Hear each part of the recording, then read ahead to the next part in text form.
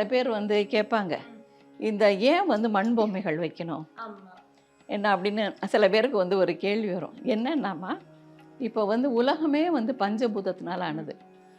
நமக்குள்ளேயுமே பஞ்சபூதங்கள் தான் இருக்குது. உடல் வெப்பம், ரத்தம், பிளட்டு வந்து நீர், காற்று, சுவாசம் இதெல்லாம் இருக்குது. பஞ்சபூதங்கள் தான் நமக்குள்ளே இருக்குது.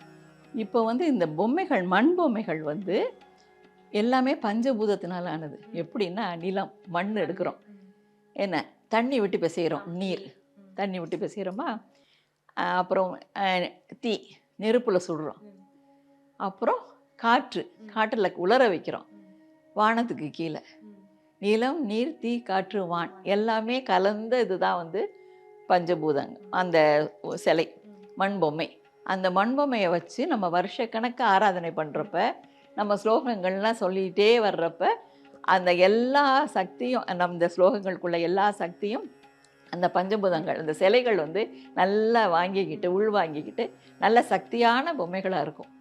அதனால் நம்ம சொல்கிற எல்லா ப்ரேயர், நம்ம என்ன வேண்டிக்கிறோமோ அதெல்லாம் நல்லா நிறைவேறும். அதனால் மண் பொம்மைகளை வச்சு வழிபாடு பண்ணணும். இப்போ எங்களை பொறுத்த வரைக்கும் வந்து நான் சின்ன குழந்தையிலேருந்தே நவராத்திரி பாரம்பரியமான KTV true value groundnut oil